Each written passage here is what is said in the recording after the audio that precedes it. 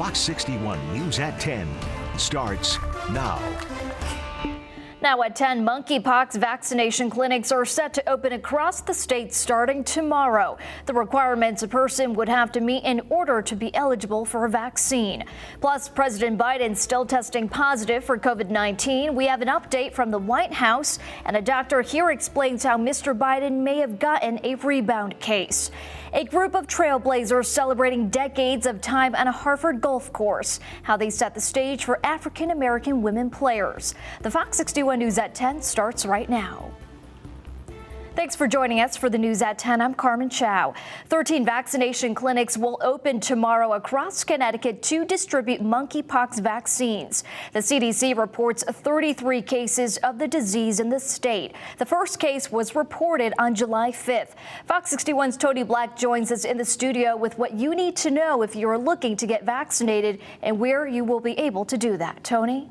Yeah, Carmen, the New York City Health Department has declared monkeypox a public health emergency nationwide. There are more than 5,000 cases here in Connecticut, 33. But leaders want to prepare and prevent that number from increasing.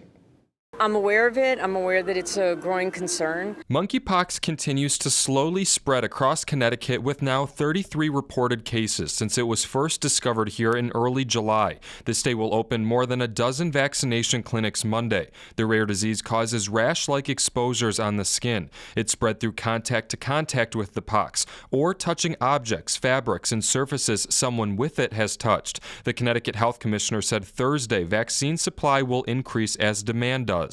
Our goal is to try to get as many people that could be high risk for this disease to be covered by this vaccine as quickly as possible. Here are sites opening Monday. There will be 2 in Hartford and 1 in each Waterbury, New Haven, Stamford, Middletown, New London, Enfield, Danbury, Clinton, Torrington, Norwalk, and Hamden. More are expected to open in Bridgeport, Willimantic, and Norwich. People say if someone is concerned about the disease, get vaccinated. I'd encourage people to get vaccinated, possibly if they feel like it's a threat. And if you don't, then don't get the vaccine. There are criteria you have to meet to be eligible in Connecticut. Because of a limited supply, people at high risk of exposure are prioritized. Anyone who was exposed or came in close contact is recommended to get the vaccine, including those without symptoms. Those at least 18 years old, a resident of the state, have had multiple partners in the last 2 weeks, and men who have sex with other men are also eligible. Currently, I'm not thinking about getting a vaccine because, to my knowledge, it's not something that I'm that concerned about at the moment. Many don't know much about the disease except for what's visible. The WHO says risks can include inflammation in the lungs and brain, possible vision loss, and other life-threatening complications. If I felt like more cases in the area were around, maybe I'd get vaccinated for it. But personally, I don't really think it's something that concerns me.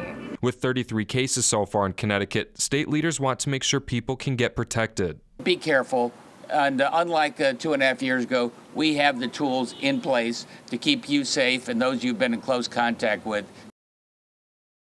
It's important to note that there have not been any reported deaths from monkeypox so far in the United States, but there have been in Europe. People currently with the symptoms cannot get vaccinated and also should consult with their healthcare provider. If someone has monkeypox, they cannot get vaccinated. And for all of those sites opening in the state and how to get an appointment, go to our website, fox61.com. In the studio, Tony Black, Fox 61 News. Tony, thank you. And turning now to the Weather Watch, we had another pleasant summer day in our hands today, but that'll change in a matter of days. Let's toss it over to meteorologist Ryan Breton. Hey, Ryan. Hey, Carmen. Believe it or not, tonight actually watching a little bit of rain on the radar. Perfectly timed. We got the weekend in good shape, and now there are some showers approaching from the west. I'm sure you saw the clouds moving in earlier this evening, too, making for a nice sunset in many spots. Right now on the live Doppler radar, we do have some showers, mainly over Fairfield County at this point. Maybe a quick little downpour in a few of these too, especially just south of Newtown. This is headed to the northeast and will be moving into the Naugatuck Valley and just to the north of New Haven too in about the next half hour or so. So good to see some rain out there, that is for sure. Still warm tonight, 80 in Hartford, it's 79 in New Haven, and the dew points are inching up. It's humid for sure at the shoreline, not so bad inland, but I do think that by tomorrow morning most places will notice just a little bit more humidity in the air. So a few showers out there overnight, maybe a little period of some briefly steadier rain right around sunrise, and then just a couple of lingering showers through tomorrow morning. This is not a big event at all, but we'll take whatever rain we can get. Tomorrow is the coolest day of the week. Then we have a heat wave on the way. We'll talk all about that coming up. Carmen?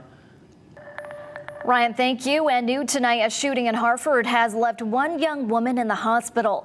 It happened in the area of 1994 Main Street. Police say they responded to a report of gunfire at 6:45 p.m.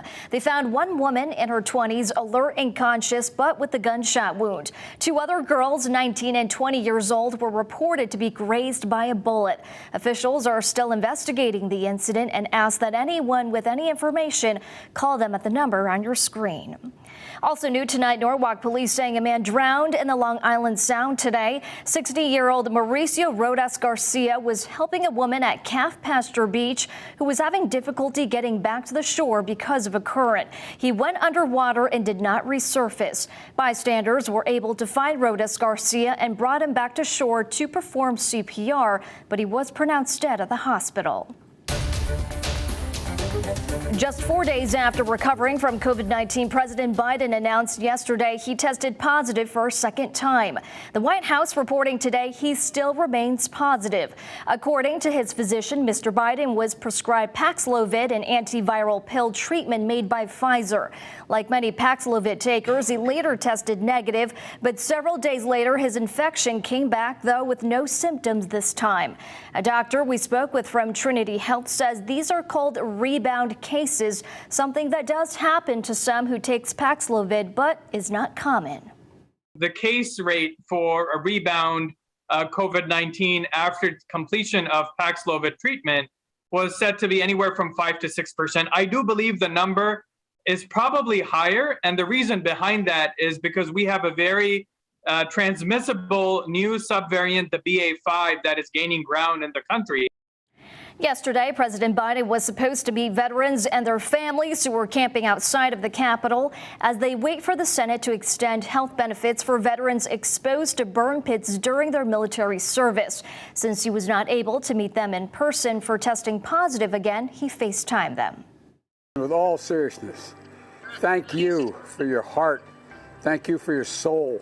I've been saying, as Dennis can tell you, for years now, America has a lot of obligations, but only one truly sacred obligation. I mean this from the bottom of my heart. That is to care for those and prepare those we send to war and care for them and their families when they come home. As long as I have a breath in me, we're going to fight to get this done. The president's physician stated in an updated letter today Mr. Biden will continue his strict isolation and has been very cautious around his staff. New information on a story we brought you earlier in the week. A state police sergeant has been charged after investigators say she crashed into a vehicle in Brookfield and fled the scene last weekend. Reports say that Sergeant Catherine Kopel was driving down Route 7 on the night of July 24th when she rear-ended another car. She then fled the scene. Kopel was issued a misdemeanor summons for charges including following too close and evading responsibility. Kopel has been placed on suspension and assigned to administrative duties pending the outcome of the case. A troubling story out of Wallingford on Saturday. Police saying a man was running around in the road waving a hatchet at people. It happened in front of Redwood Flea Market on South Turnpike Road. 33-year-old Charles Smith of West Haven was found threatening another driver with a hatchet. Witnesses told police that the two had started fighting after the driver honked their horn at Smith. He was then arrested by police without incident. A diverse group of women golfers celebrated 60 years of playing at Keeney Links Golf Course in Hartford. In the 60s, the club started with a group of women African-American golf lovers. They all had something in common. They were not allowed to play during the day when the men were out on the course. So then they formed an association. Eventually, they became affiliated with the Southern New England Women's Golf Association with the mission of promoting women golfers. We spoke to one of the players and founding members who is now 98 years old, and this was her message. I feel good that they're carrying it on, and I think it's very good that women are able to do things. When Keene Park Golf Course reopened back in 2016 after the renovation, we came back strong and we became more diverse in 2016. 80 players took the tee box for a tournament and banquet today in celebration of the milestone. The group says new players are always welcomed. Efforts to recruit school bus drivers are ramping up this week as districts hope to avoid significant staffing shortages that plagued the start of the last school year. The Connecticut School Transportation Association is holding a week-long recruitment event to hire school bus drivers in towns and cities across Connecticut. During a press conference tomorrow morning, state transportation officials will discuss the licensing process and some changes the DMV has made to fast-track the process. This all comes as officials say staffing numbers have improved and stabilized somewhat, but companies are still expecting shortages to continue into the new school year. The best answer is that we are all still in need of a lot of drivers. I can comfortably sit here and tell you that most every bus terminal in the state of Connecticut is short-staffed, anywhere between probably 5 and 20% worth of drivers. Anyone interested in becoming a school bus driver can visit or call their local bus company to learn more about opportunities. Well, today's beautiful weather brought a crowd out to Dunkin' Donuts Park in Hartford for some morning yoga.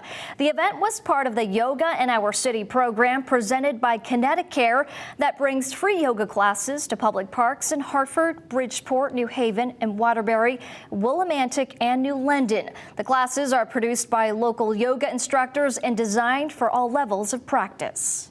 We're a very, very diverse crowd of teachers, and we're really centered on bringing the community together, and not so much as yoga as a physical practice, but as a spiritual practice as well. It's about connection to yourself and really exploring that connection to the body and mind and soul. Classes are free and Spanish-speaking instructors are available. You can find a schedule of Yoga in Our City classes by visiting the links page on our website, fox61.com.